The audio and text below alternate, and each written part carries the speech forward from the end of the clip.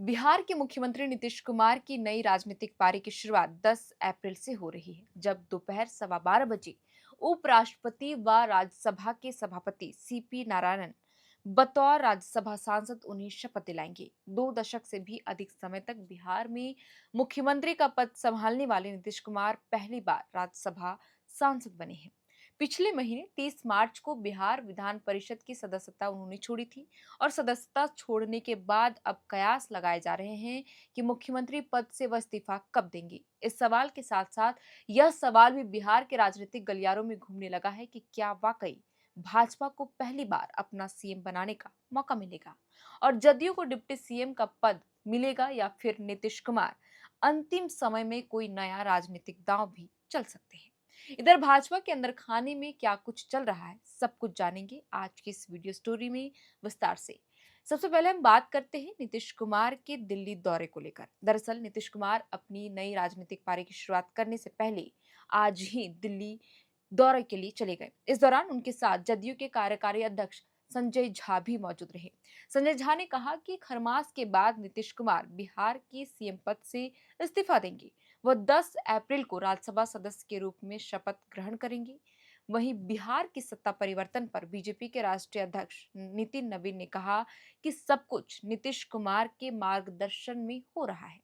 वहीं कहा यह जा रहा है कि नीतीश कुमार का यह दौरा बतौर सीएम आखिरी बार हो सकता है। वह राज्यसभा सदस्य की शपथ लेने के बाद मुख्यमंत्री पद से इस्तीफा दे सकते हैं। जदयू के नेताओं का कहना है कि नीतीश कुमार 3 दिन की यात्रा पर दिल्ली गए हैं और अब तक के कार्यक्रम के अनुसार दिल्ली में शुक्रवार को शपथ लेने के बाद वे नीतीश कुमार शनिवार को पटना वापस आएंगे। हालांकि दिल्ली दौरे के वक्त वो दिल्ली में नरेंद्र मोदी और गृह मंत्री अमित शाह से भी मुलाकात करेंगे, जहां नीतीश बिहार में नई सरकार पर बात करेंगे। जदयू सूत्रों के अनुसार सीएम नीतीश कुमार 9 अप्रैल को ही दिल्ली में अपने दल के नेताओं के साथ बैठक करेंगे। इस बैठक में राष्ट्रीय परिषद और राष्ट्रीय कार्यकारिणी के नेता भी शामिल होंगे। इस दौरान बिहार की नई सरकार और निशांत कुमार को दायित्व सौंपने पर विचार विमर्श किया जाए। इसके बाद नीतीश कुमार 10 अप्रैल को राज्यसभा सदस्य के रूप में शपथ लेने के बाद प्रधानमंत्री नरेंद्र मोदी से मुलाकात करेंगे। मोदी के साथ उनकी बात एनडीए की मजबूती को लेकर होगी। बिहार में नई सरकार बनाए जाने को फाइनल टच भी दिया जाएगा। इस दौरान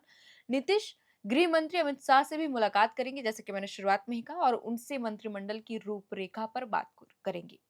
बदले समीकरण में मंत्रिमंडल पोर्टफोलियो पर भी अंतिम फैसला लिया जा सकता है। मीडिया रिपोर्ट्स के अनुसार सीएम पद से नीतीश के इस्तीफा देने से पहले ही एनडीए विधायक दल की बैठक होगी, जो 12 अप्रैल को बुलाई जा सकती है। इसके अलावा राज्यसभा सदस्य की शपथ लेने के बाद नीतीश कुमार एनडीए विधानमंडल की बैठक बुलाएंगे। इस बैठक में ही नीतीश कुमार सीएम पद छोड़ने की जानकारी आधिकारिक तौर पर विधायकों को देंगे। इसके बाद राज्यपाल को इस्तीफा देंगे। इसके अलावा एनडीए विधानमंडल दल की बैठक होगी और नेता की घोषणा भी होगी। नए नेता सरकार गठन का प्रस्ताव राज्यपाल को सौंपेंगे। बता दें कि बिहार में पहली बार भाजपा का मुख्यमंत्री इस बार बन सकता है। नई सरकार खरबास के बाद 15 या 16 अप्रैल को बन सकती है, जैसा कि मैंने शुरुआत में ही कहा। लोक भवन में नए सीएम और मंत्रियों को शपथ दिलाई जाएगी। जानकारी के अनुसार जदयू कोटे से 13 नेता मंत्री बन सकते हैं। वहीं भाजपा के पास एक सीएम और 10 मंत्री पद हो सकते हैं। चिराग पासवान की पार्टी लोजपा की बात करें तो 2 मंत्री बन सकते हैं। हम के एक और आरएलएम के एक नेता मंत्री पद की शपथ ले सकते हैं। खबर यह भी है कि जदयू अपने पुराने मंत्रियों को रिपीट करने के साथ टीम निशांत के 2-3 विधायकों को मंत्री बना सकता है। बहरहाल लोक भवन सूत्रों से मिली जानकारी के मुताबिक शपथ ग्रहण समारोह के लिए तैयारी भी की जा चुकी है। दूसरी ओर बिहार भाजपा की बैठक 10 अप्रैल को ही होगी और इस बैठक में कमेटी के नेताओं से औपचारिक रूप से बिहार के सीएम के नाम पर सहमति ली जाएगी। इधर मंत्री विजय चौधरी ने भी बिहार के नए सीएम को लेकर बड़ा संकेत दे दिया है। पत्रकारों ने उनसे जब सवाल किया तो उन्होंने कहा कि जो नाम आप लोग चला रहे हैं उसी को आगे बढ़ाया जाएगा। बिहार के सीएम को लेकर अभी जो नाम सबसे आगे है वो सम्राट चौधरी का नाम बताया जा रहा है। इशारा साफ है कि सम्राट चौधरी का नाम रेस में सबसे आगे चल रहा है, तो उन्हीं का नाम आगे बढ़ाया जा सकता है। लेकिन क्या बीजेपी के लिए ये राह इतनी आसान है? क्योंकि जिस तरह कयास लगाए जा रहे हैं या फिर जिस तरह से नाम सामने आ रहे हैं, उससे ये साफ है कि बिहार में सीएम बीजेपी का और डिप्टी सीएम जदयू का होगा। लेकिन यहाँ भी पेच फंस सकता है। मीडिया रिपोर्ट्स के अनुसार बिहार बीजेपी के करीब 80% नेता इस बात को स्वीकार कर चुके हैं कि सम्राट चौधरी ही सीएम बनाए जा सकते हैं। एक तरह से वे ना चाहते हुए भी इस संभावित फैसले को मानने के लिए तैयार हैं। लेकिन करीब 15% से भी अधिक नेताओं को यह फैसला मन से मंजूर नहीं है। कई नेताओं का कहना है कि सम्राट को सीएम बनाया गया तो फिर उन्होंने अपना पूरा जीवन पार्टी को दिया, उसका क्या?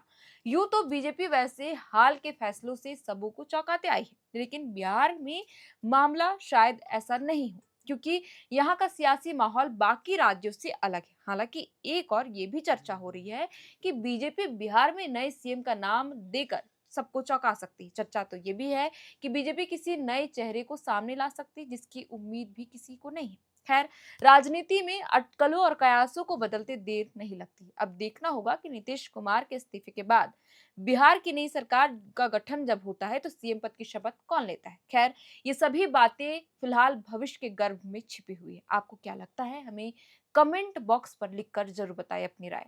फिलहाल के लिए इस वीडियो में इतना ही। आप देख रहे थे एयर नाउ, मेरा नाम है शारदन और कैमरे के पीछे मौजूद है हमारे सहयोगी साक्षी पांडे। बहुत बहुत शुक्रिया।